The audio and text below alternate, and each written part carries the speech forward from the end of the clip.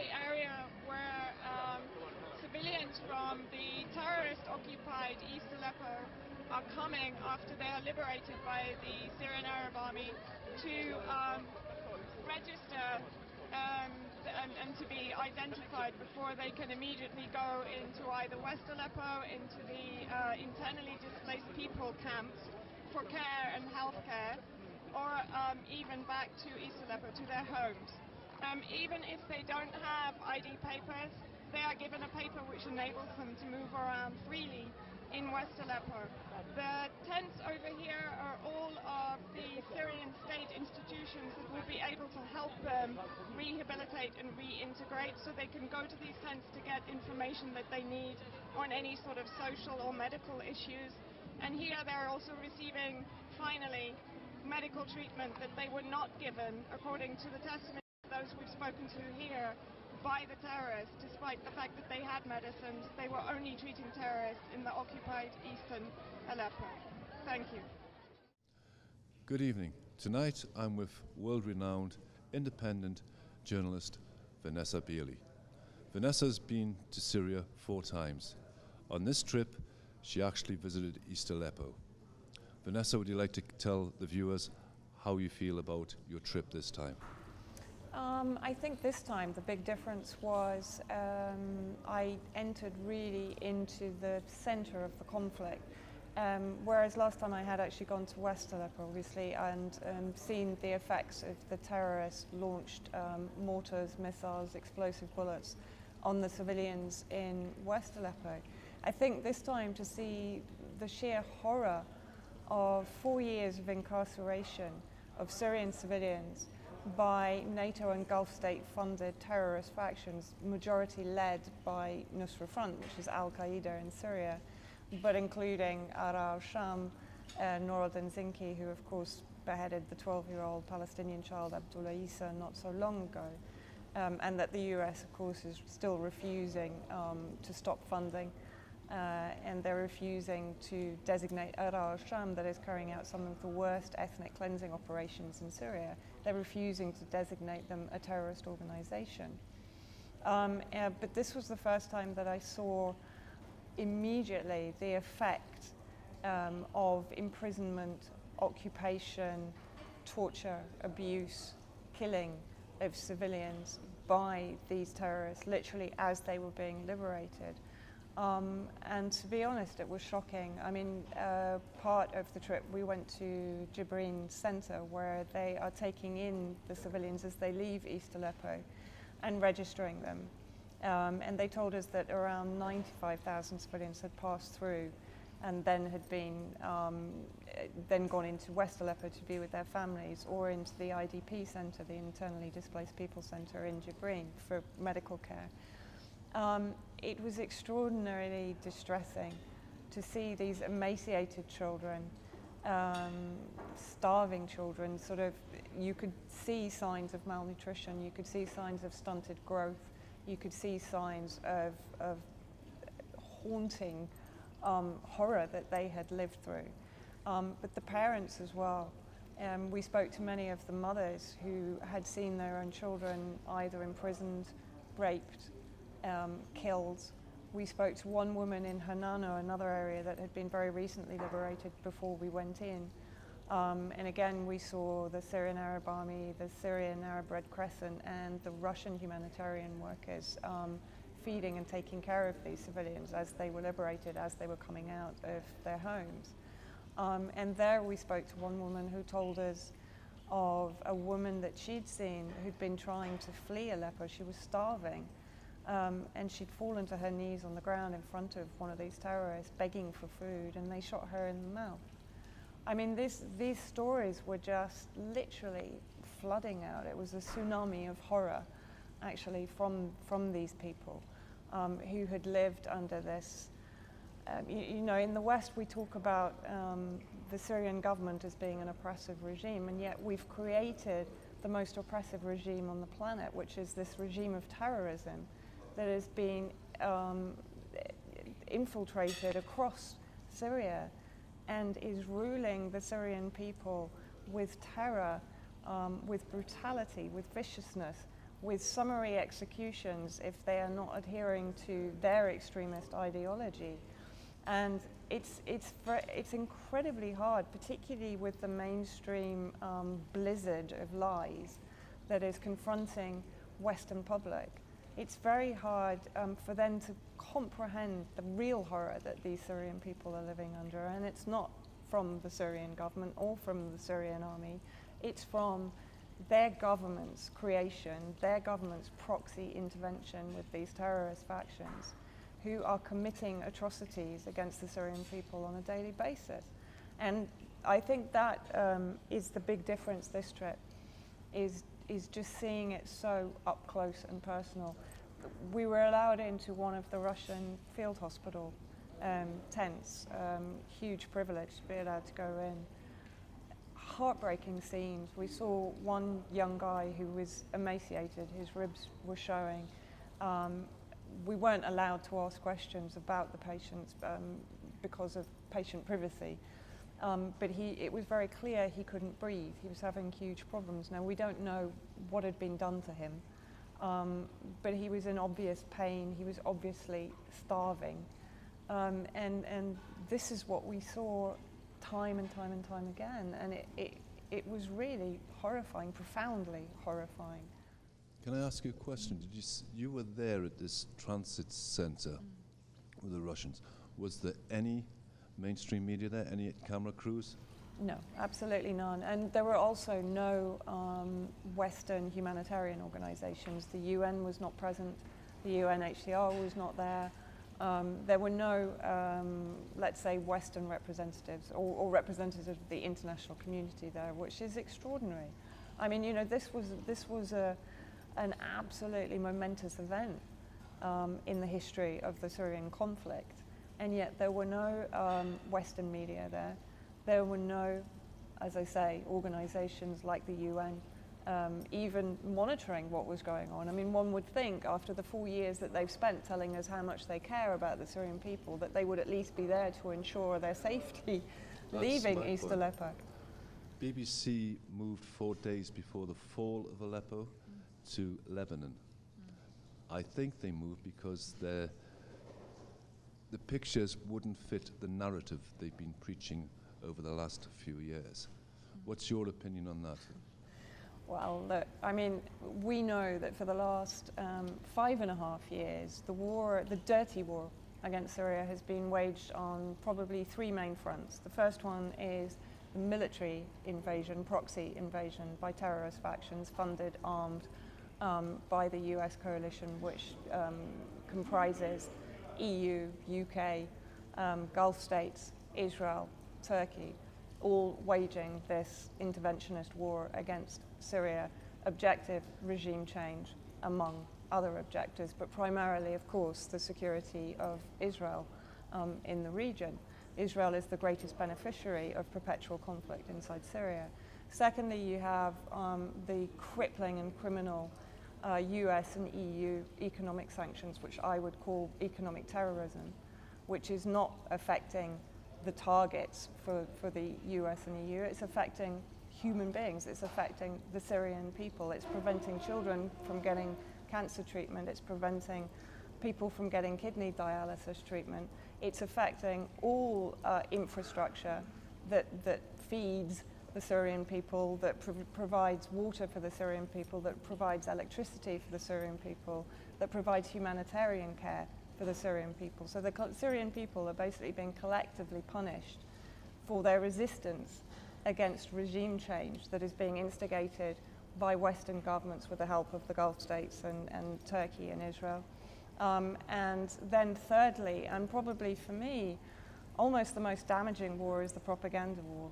Because without this propaganda war, none of these other things could actually succeed or even happen or even exist. When we look at the criminality of the mainstream media, the fact that they have supported the NATO narrative, which again we know is a declared interest in regime change in Syria, and the mainstream media have violated all journalistic ethics in continuing to give a platform fundamentally to terrorists. The majority of the news we receive in the West is actually from al-Qaeda, either through affiliated activists and humanitarian workers, citizen journalists, or via al-Qaeda operatives themselves. You know, we've seen this time and time again, whether it's Bilal Abdul Karim, whether it's Waid al-Khatib, but we're seeing people that are directly affiliated with Nusra Front, with al-Qaeda in Syria, who are providing the footage and the information upon which media outlets like Channel 4, like CNN, like Fox News, like the BBC are basing their reports. And they are doing no verification of these sources.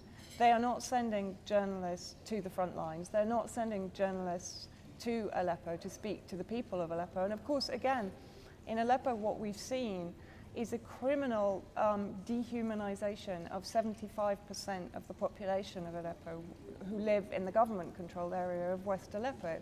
And the amplification of the 25% minority that are in East Aleppo, the majority of whom are foreign military factions, militant factions, mercenaries, terrorists.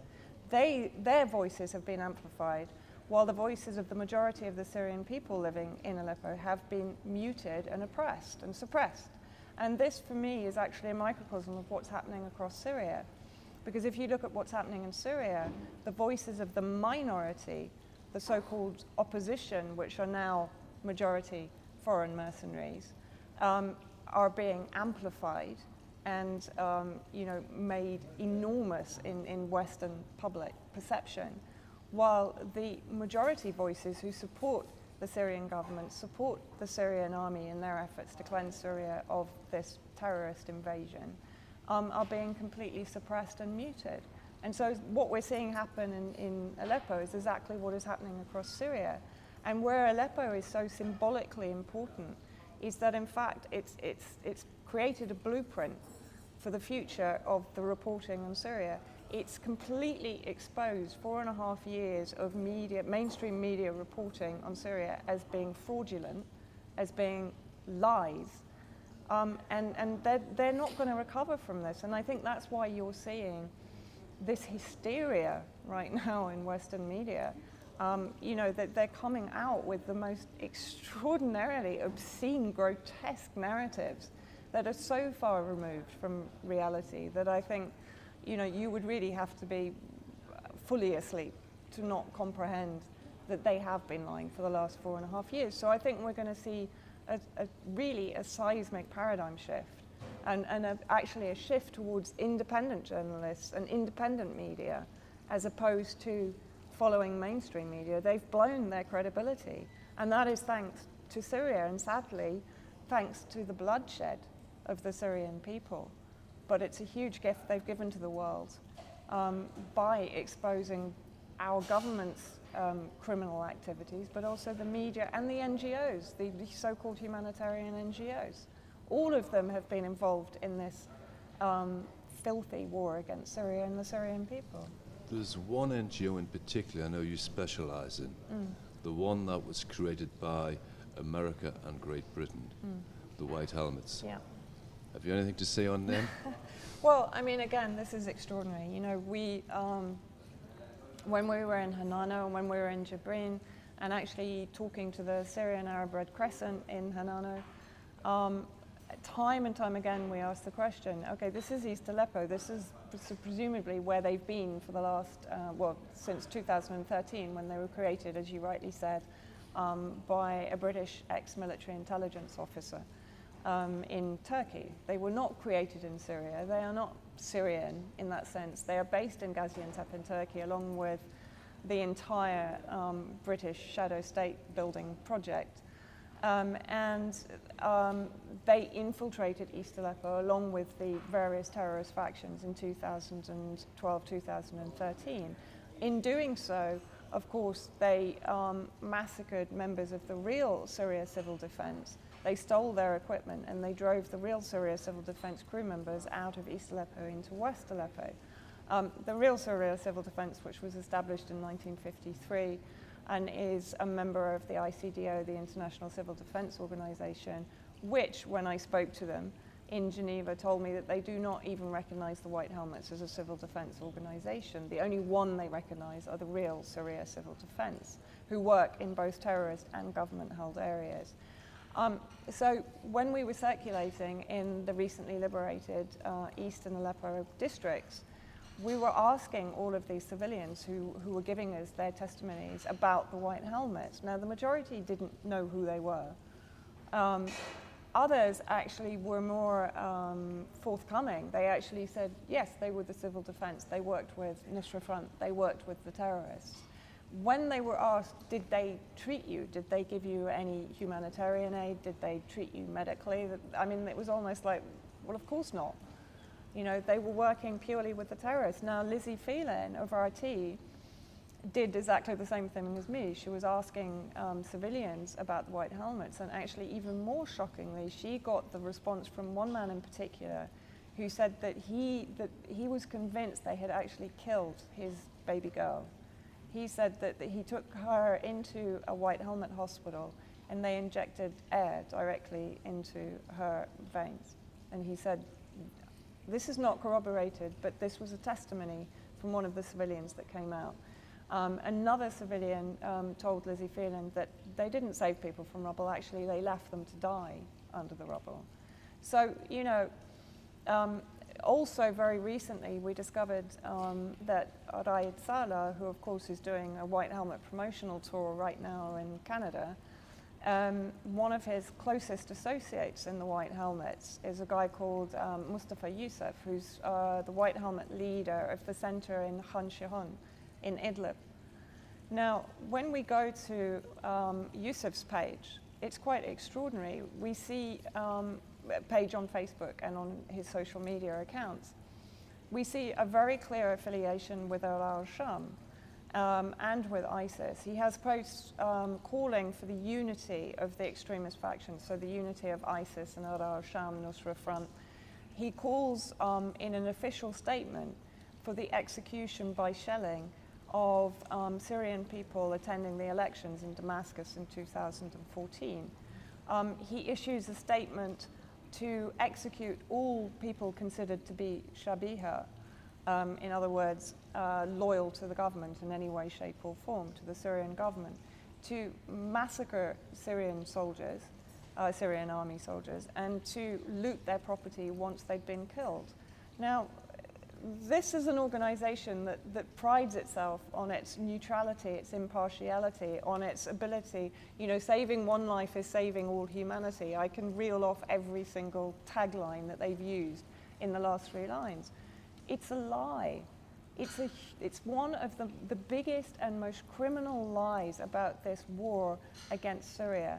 And the thing is that this is another reason that I think the hysteria is rising right now, not only in the media, but from the UN, from the American administration, from the UK government, because the White Helmets have underpinned the entire war effort in Syria. All of the propaganda is basically propagated by the White Helmets, whether it's then disseminated by the Aleppo Media Center, which of course is a French Foreign Office construct, or through the various citizen activists.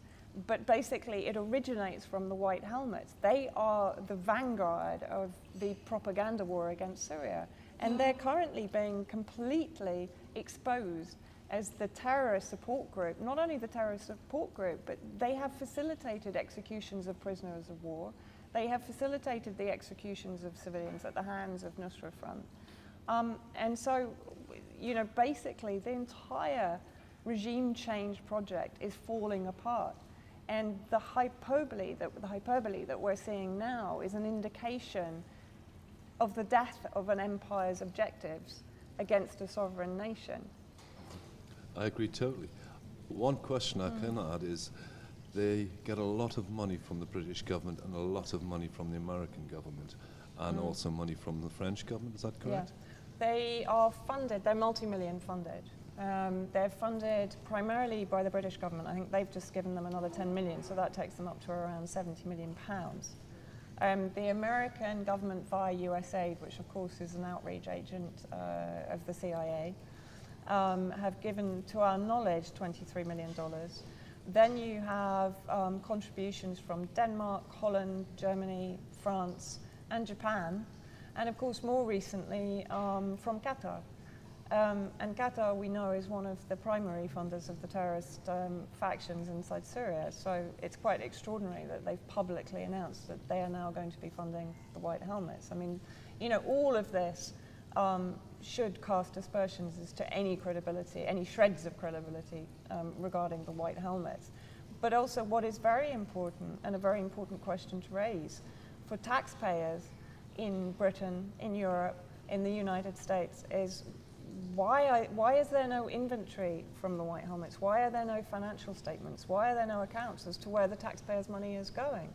You know, this is multi-million-dollar, it's not an NGO with 3,000 operatives. This is a multi-million-dollar operation. What is it being used for? What's its cover? What's going on underneath the umbrella of a first response organization?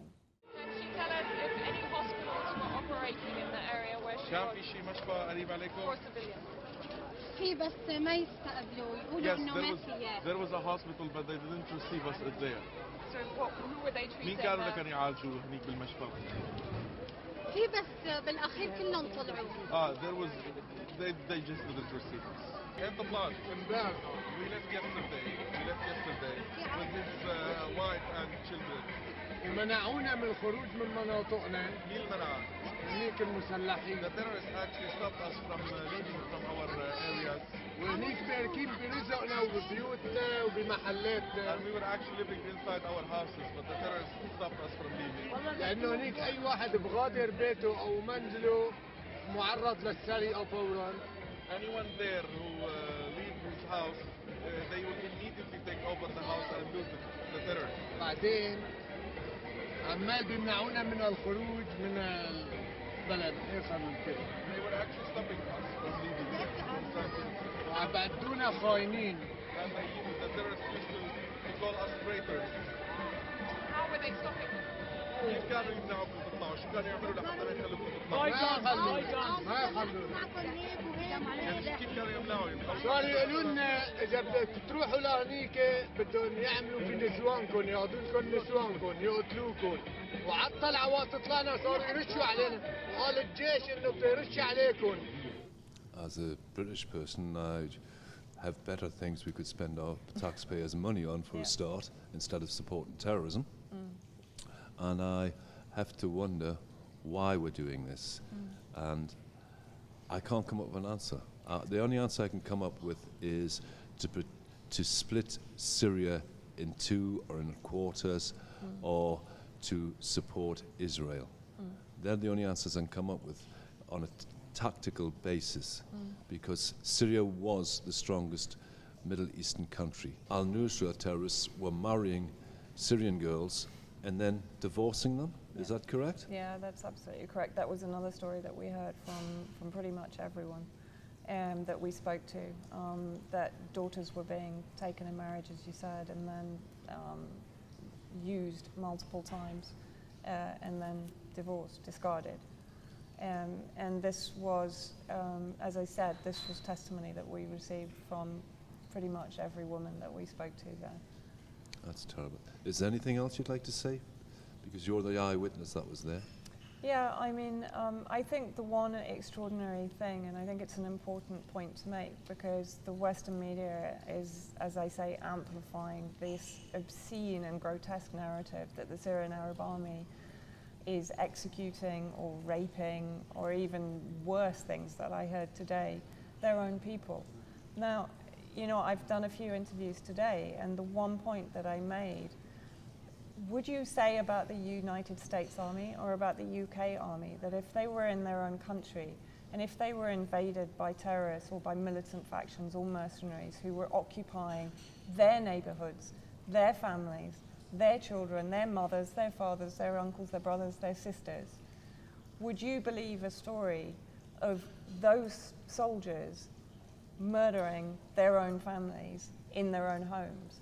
When I was in Hanano, I spoke to a few of the Syrian Arab Army soldiers who were there, helping people down with their belongings, carrying children, even helping old elderly people down the stairs and through the rubble out to get food at the humanitarian bases that had been set up.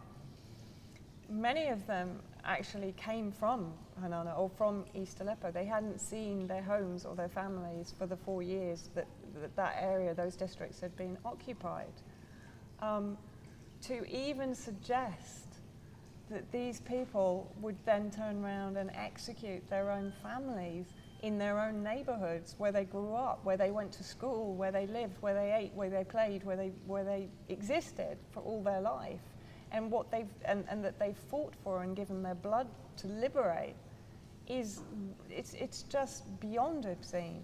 And this is while our governments are supplying billions of dollars of arms to one of the most despotic, human rights violating regimes in the world, the absolute monarchy of Saudi Arabia. And they're supplying billions of dollars of cluster bombs, arms, weapons. They're standing in the command and control center in Riyadh while this despotic regime bombs civilians with cluster bombs while it starves over 23 million or 27 million Yemenis to death, while 10,000 children die of treatable diseases because of the UN illegal, illegitimate humanitarian blockade of land, air and sea.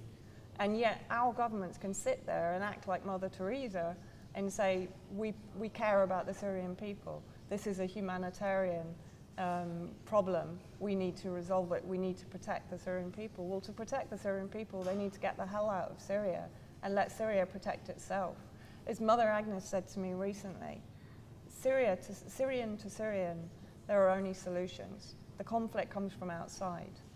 I agree totally. One question I have got to say is, the West is saying that there's mass executions on the spot.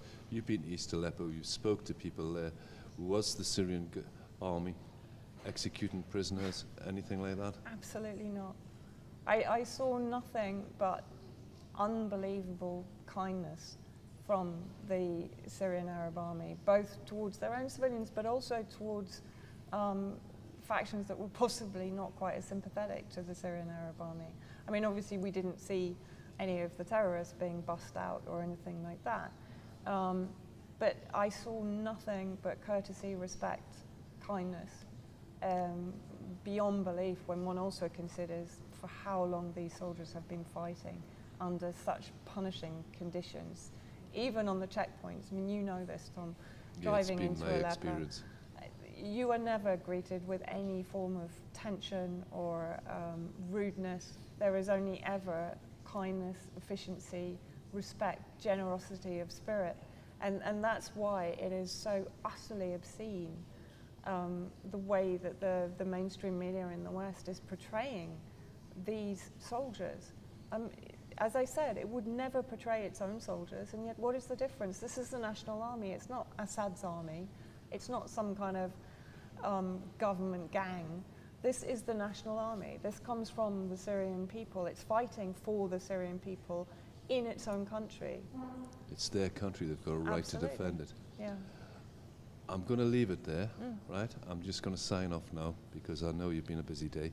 Thank you, Vanessa, for your story. It's been very interesting and heart-moving.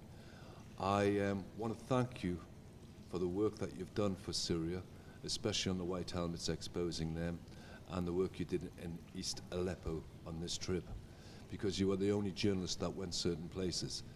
And I think you're a very brave lady, and I think journalists in the West should follow your example and come and visit Syria instead of writing from a desk in Lebanon or London or New York.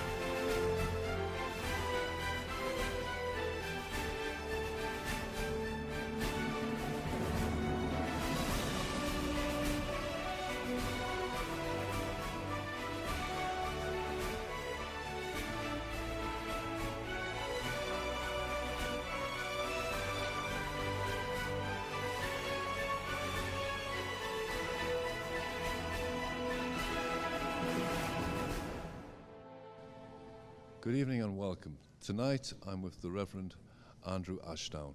He's just returned from a trip to Aleppo. In Aleppo, he travelled to places where angels would fear to tread. Many journalists don't go to Aleppo. Many people don't go to Aleppo. This man constantly goes to Aleppo. He returns to Syria on a regular basis. So Andrew, can you tell me about your trip to Aleppo? Well, thank you for inviting me here, and it's good to be here. First of all, this is my 6th trip to Syria in the last 2 years. And I'm feeling actually quite emotionally drained by what I've seen in Aleppo and what I've heard amongst the people. I've come to Syria this time because, and I've come independently, I'm not representing anybody or any organization. I've come as a priest and as a man because I have a passion for this country, because I have a passion for the diversity and the plurality of this country, which I've seen in my several visits prior to this conflict, and of course which continues during this conflict. I've come because this is a country of faith and of diversity, and it's at the heart of the Christian faith as well as the Muslim faith.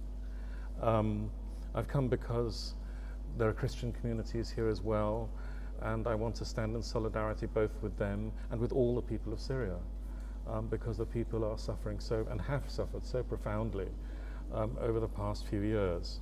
And I come out of love, out of solidarity, and to see the situation, because what I see in the media in England is not what I know of this country, and to come to see for myself. We've just returned from Aleppo. We have visited various parts of East Aleppo that have recently been liberated. We've met with hundreds of refugees who fled the areas of East Aleppo controlled by the terrorists. And what we've seen and what we've heard is very much a contradiction of what is being said in the Western media. We've heard the pleas of the people to hear their voices, and I don't believe that the voices of most ordinary Syrians are being heard in the outside world, which is why I'm here. As I say, I've come independently, I've come self-funded, and I've come because of a passion for this country. I understand you were at the reception centre where the refugees from East Aleppo arrive and they're fed, looked after and have medical treatment. Yep. It was, first of all, I think it was a huge privilege to go there. What I'm astonished by is that although there were a number of foreign crews in Aleppo, nobody was at the reception centre. Now, while the international media is spouting awful stories about things that are being committed against the civilians in East Aleppo, why are they not going to see the people and hear who are coming out of those places? We found the reception centre profoundly well organised, medical facilities there, centres of information for whatever facilities that they might need, services that they might need, free food being provided, a Russian field hospital on site providing immediate treatment, ambulances available to take civilians to hospital if need be immediately, and people were keen to talk. They want to share their stories. They've been through so much, and almost exclusively they were talking about the brutality that they've experienced at the hands of the so-called rebels, the withholding of food, the withholding of medical care, murder, rape, the shooting of people who tried to leave. This was the witness of people themselves, and this is not being reported, and yet they're there they're keen to tell their story, and it was coming with passion in fact, most of the people we met there had only arrived within the last day or two, and so their experience was fresh. They were traumatized, they were hungry, they were ill, and had the most awful stories to tell of what they've been through. Can I ask you a question? Yeah. You're a member of the clergy. Yeah. You have to turn the other cheek, forgive and forget. But you're also a humanitarian, and most of all, you're a man. How do you cope with that? Because I can only imagine that there must be a battle inside your brain.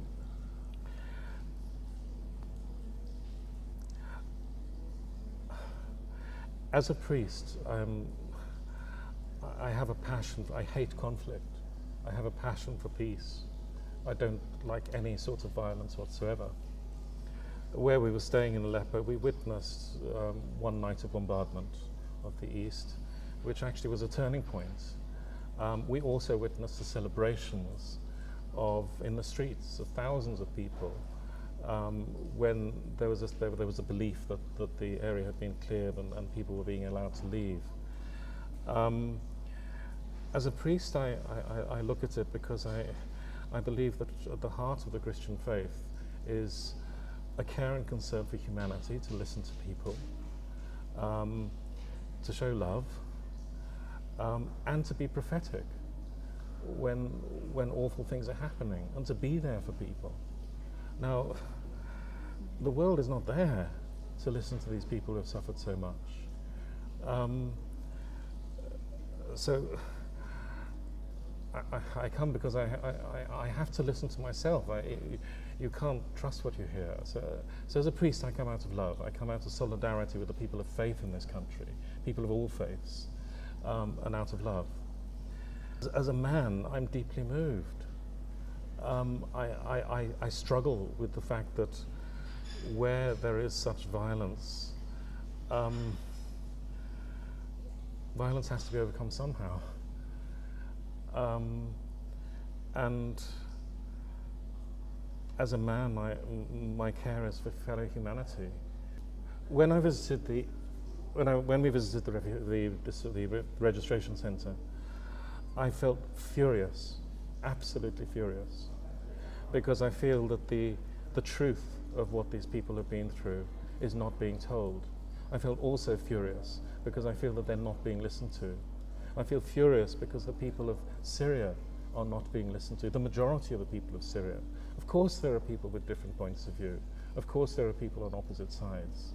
But the majority of people in this country, everybody complains or criticizes you if you go into government-controlled areas of Syria. But of course the vast majority of the population of Syria live in those areas, and nobody's listening to them.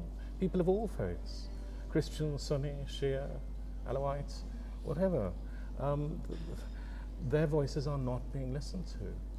And in the people from East Aleppo, even now, they're not being listened to. The people that our Western governments and media are listening to are the extremists. They're almost an exclusive source of highly unverifiable and highly dubious information.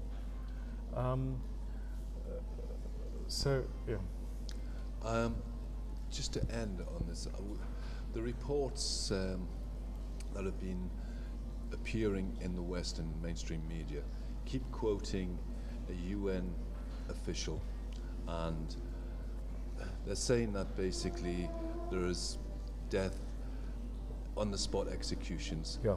This UN official is based in Oman, which is thousands of miles away from Syria. Yes. BBC left Syria 4 days before the fall of Aleppo. Yes. They're reporting from Lebanon. Yes. I can't understand how people outside Syria can make decisions and say this is happening and that is happening when they aren't here on the spot. And you're here on the spot. Did you witness any executions or anybody tell you there was an execution? No, and the refugees from East Aleppo were adamant that Syrian army executions hadn't happened. In fact, they answered quite vociferously that not at all, they had been well looked after. Now, we've seen the Syrian army in action in those places, and the Syrian army is helping the people to get out. It's providing food, it's providing transport, and the soldiers we met have been people actually genuinely caring. And also, from the vast majority of people, clearly appreciated. Yeah, I mean, I think how can anybody claim to have an understanding of what's going on the ground if they're speaking from Beirut or from Turkey or from London or Washington, if they're not coming here? I mean, I've said to church leaders and political leaders in England, for goodness sake, go there and speak to the people. And of course, not only do they not come and speak to the people, not even the faith communities or the faith leaders, but those same people are not particularly listened to if they have the opportunity to go to England. So that is why I've come, to see for myself, and I can honestly say what I've seen has been irrefutable, and absolutely contradicts the message that is being given in the West. Is there anything else you'd like to add or say? I think it's important to say that I do not have a political agenda in this. I have an agenda that is about, an interest that is about the faith communities, about truth, about justice, about humanity, and about listening to people, and about love, absolutely. And listening to people, all of whom want to see, first of all, an end to violence, and to see a peaceful solution that actually listens to the people and is inclusive of all the people. So I have been accused of having a political agenda. It's not at all. Andrew Ashdow, I have to say you're one of the bravest people I've ever met. You go to places where other people don't go, where journalists don't go. You come to Syria, not once, but twice, 3 times, 4 times. You repeatedly come to Syria. You face problems when you get back in the UK because you speak about Syria in a loving way. You speak about the Syrian people in a loving way. You go to Aleppo. Not many people go there. It's a dangerous place. You then go into East Aleppo, where you're European, you're a target. Sniper can get you, shells can get you, mortars can get you. I have to say you're one of the bravest people I've ever met, and I respect you so much for what you've done for Syria, and on behalf of the Syrian people that know you, they would like to thank you. We have nothing but respect for you, we have nothing but respect for your faith, and we have nothing but respect for everything you do. Thank you, Andrew.